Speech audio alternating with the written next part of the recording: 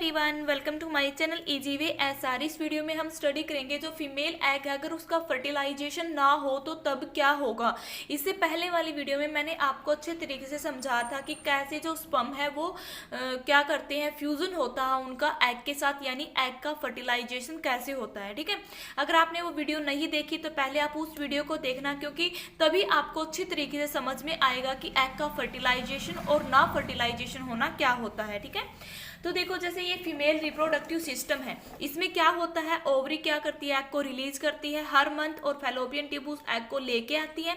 और जो ये वेजाइना है, जो इसका आउटर पाथवे होता है, यहाँ से क्या पेनिस पेनिट्रेट करके स्पर्म को रिलीज करता है, और वो स्पर्म इस सर्विक्स से पास होते हुए फैलोपियन ट्यूब में जो एग है उसके साथ क्या करता है, यानी उस एग का फर्टिलाइजेशन करता है। और तब वो एग क्या होता है, एक जो जाइगोट है उसमें बनता है, और वो जाइगोट आके क्या करता है, जो इसकी इनर लाइनिंग है जिसको एंडोमेट्रियम बोला जाता है, वहां पे इम्प्लांट होता है। ठीक है, ये तो तब होता था जब इनका फर्टिलाइजेशन होता है, बट अगर ये स्पर्म ना जाए और एग का फर्टिलाइजेशन ना हो तो तब क्या होगा, आज हम ये स्टडी करेंगे। ठीक है, तो देखो क्या है first point, if the egg is not fertilize it live for about 1 day. देखो क्या होता है, अगर जो एग यहाँ पे फैलोपियन ट्यूब में प्रेजेंट था, यहाँ पे ये फैलोपियन ट्यूब है, यहाँ पे एग प्रेजेंट है, अगर ये फर्टिलाइजेशन इसका नहीं होता तो ओवरी के रिलीज होने के बाद एग 1 दिन तक वेट करता है फर्टिलाइजेशन के लिए। ठीक है, फिर क्या देखो क्या बोला गया, if the egg is not fertilize it live for about 1 day. ठीक है, तो वो फैलोपियन ट्यूब में 1 दिन तक तो रहता है। ठीक है,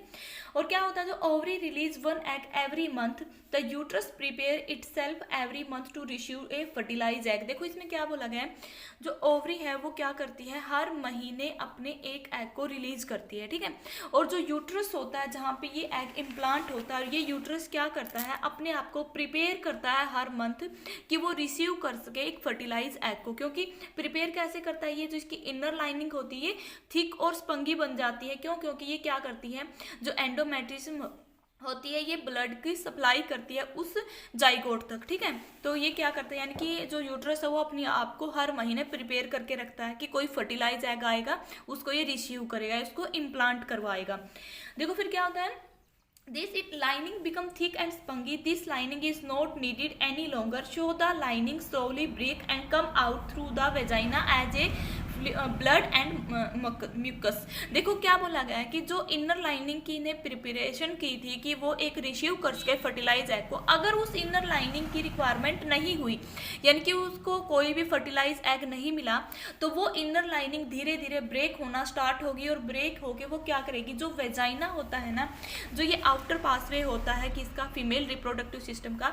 देखो यहाँ पे ये इनर लाइनिंग बनी थी, ये इनर लाइनिंग बनती किसके लिए है, जो यूट्रस है वो बनाता है ताकि कोई फर्टिलाइज एग आके इसके ऊपर इम्प्लांट हो। अगर कोई फर्टिलाइज एग नहीं बनेगा, यानी कि एग का फर्टिलाइजेशन नहीं बनेगा, तो जो ये इनर लाइनिंग है ये धीरे धीरे यहाँ से ब्रेक होना स्टार्ट होगी, यानी कि ये टूटेगी, और जो एग है वो भी इसी के साथ ब्लड और म्यूकस के रूप में यहाँ सर्विक्स से वेजाइना से पास होते हुए बाहर आएगा। ठीक है, जो ब्रेकिंग हुई है इस इनर लाइनिंग की, एंडोमेट्रियम की, और इसके साथ जो एग आया है वो ब्लड के रूप में वेजाइना से बाहर आया है, तो उसी ब्लड और म्यूकस को क्या बोला जाता है, मेंस्ट्रुएशन साइकिल बोला जाता है।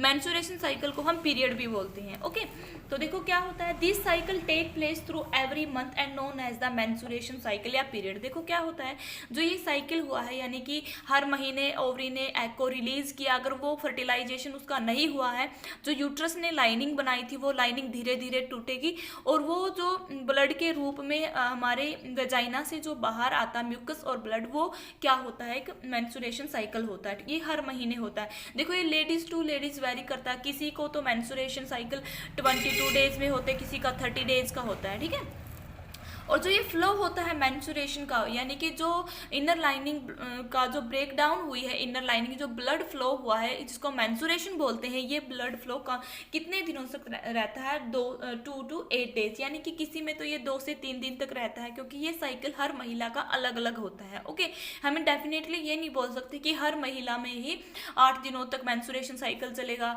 या 5 दिनों तक चलेगा, ये क्या होता है उसकी बॉडी के ऊपर डिपेंड करता है। ठीक है, यानी कि उसकी जो एंडोमेट्रियम एंडोमेट्रियम जो लेयर होती है उस पर ये डिपेंड करता है, ठीक है। तो इसका मेनली जो समयकाल होता है वो कितना होता है, 2 से 8 दिनों का होता है, ठीक है। तो इन सभी को देखो हमने इसका तो पूरी एक्सप्लेनेशन हमने जानी है कि कैसे जो यूट्रस है वो प्रिपेयर करता है इनर लाइनिंग को, कैसे एग आता है वहां तक, ठीक है। तो इन सभी को पढ़ते इसका कंक्लूजन यानी कि हम इसकी एक प्रॉपर डेफिनेशन निकाल सकते हैं मेंस्ट्रुएशन साइकिल की। तो वो क्या होगा देखो, if fertilization does not take place then the uterus lining या जिनको हम ब्लड वेसल बोलते हैं along with egg come out from the vagina, this flow is known as the menstruation। देखो क्या हुआ है, अगर एग फर्टिलाइज नहीं होगा तो जो यूट्रस लाइनिंग है वो ब्रेक डाउन हो जाएगी और क्या करेगी, वो ब्लड के रूप में फ्लो करेगी वेजाइना से, और उसी ब्लड फ्लो को क्या बोला जाता है, मेंस्ट्रुएशन बोला जाता है, या हम बोल सकते हैं पीरियड बोला जाता है, ठीक है। तो ये मेंस्ट्रुएशन होता है, देखो हमें पता है कि जो प्यूबर्टी की एज होती है उसमें जो गर्ल है उनकी बॉडीज में बहुत सारे चेंजेस आते हैं, उनका जो रिप्रोडक्टिव सिस्टम होता है वो मैच्योर होना स्टार्ट हो जाता है, यानी कि उनके रिप्रोडक्टिव सिस्टम क्या करता है, गैमेट्स को प्रोड्यूस करना स्टार्ट कर देता है। तभी उसी टाइम में प्यूबर्टी की एज में ही क्या है, जो मेंस्ट्रुएशन साइकिल है वो स्टार्ट होते हैं गर्ल में। तो वो एज क्या होती है, हम मानते हैं 12 to 13 या हम 13 to 14 इतनी एज को हम क्या कंसीडर करते हैं, ठीक है।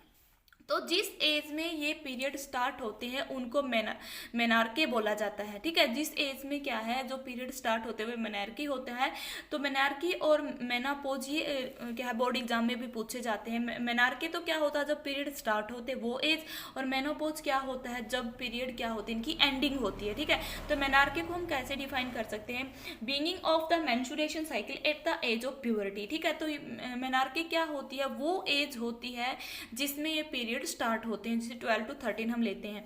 और मेनोपॉज क्या होती है, ending phase of the menstruation cycle in female at the age of 45 to 50, ठीक है। और मेनोपॉज क्या होती है, ये पीरियड की एंडिंग एज होती है, जो नॉर्मली कितनी मानते हैं हम 45 to 50, यानी कि क्या होता है, जो महिलाएं 45 से 50 एज की होती है उनके जो पीरियड है वो आना बंद हो जाते हैं।